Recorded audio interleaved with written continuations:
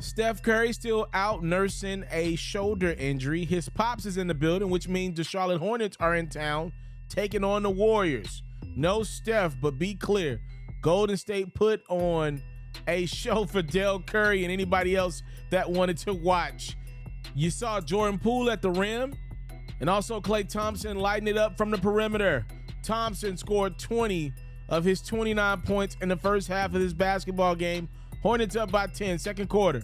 Poole, relentless in his approach, scoring again.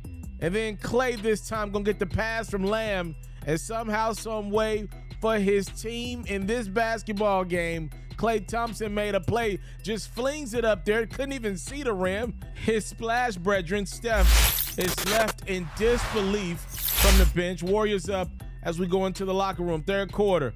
Draymond Green's been much more active offensively with Steph going down. That's an and one. Warriors trying to maintain and hold on, but it's scary hours in the third quarter. Terry Rozier will make an impact on this basketball game with an array of nice moves. And just like that, the Hornets cut their deficit down to 7. They're down 4 with 7:30 to go. Check this out. PJ Washington trying to go up top for the old alley-oop. But if you're good enough, why not just get 3 points instead of 2? His pass goes in, and ladies and gentlemen, that's a 3. LaMelo intentionally trying to shoot a 3. He connects, and we're tied at 98. But late in this basketball game, Jordan Poole would take over. You seen the and one. Now check out this nasty on Plumlee. Look at this move. Going between the legs, freezing Plumlee for the bucket. And when it's winning time, more disrespect to Plumlee. Poole spinning and passing to Jonathan Kuminga. Disrespectful how Jordan Poole treated Plumlee down the stretch of this basketball game. Kuminga had a good game as well. The Warriors win at home by 5 behind Jordan Poole's 24 points and 6 assists. We continue to learn more about this Golden State Warriors team as the days go by. They've been pretty darn decent over the last few days, but that comes after an awful stretch in which they went to the East Coast and just got the brakes beat off of them by the Knicks and the Nets back-to-back games. So what I think we're learning about Golden State is 2 things.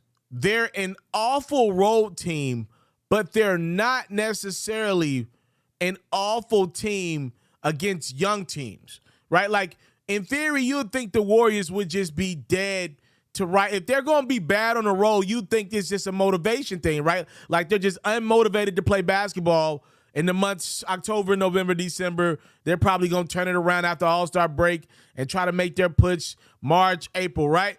Well, that's not the case. When the Warriors are in the Chase Center, they're motivated, even against the young teams, even against the good teams. We just saw them beat LaMelo Ball and the Hornets. We also just saw them beat Ja Morant and a very good Memphis Grizzlies team on Christmas Day. Obviously, still there's no Steph Curry. So what we're learning is the Warriors don't have a problem waking up for good versus or bad teams in the Chase Center.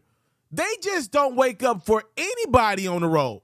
They're uninterested in being on the road right now. And the problem with being uninterested in being on the road or playing road games is that you don't have home court.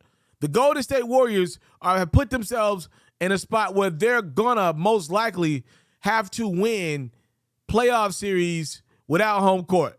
So that's like a conundrum there. You're not taking the road seriously in the regular season, and it might cost you in the playoffs. I don't know what it would take to get this Warriors team to kind of just wake up a little bit for these road games.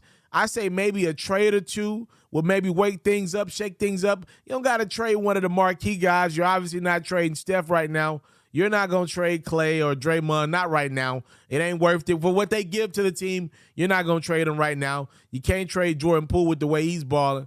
But everybody after that, I would say, it could be a thought just to shake things up a little bit, a little Moses Moody trade. I'm just saying a trade out there that would shake things up a little bit so the Warriors can wake up for these road games, because it might be one of those things that they're not able to overcome come playoffs because they are just so bad on the road, but nowhere near that bad at home. They're actually a pretty good home team this year.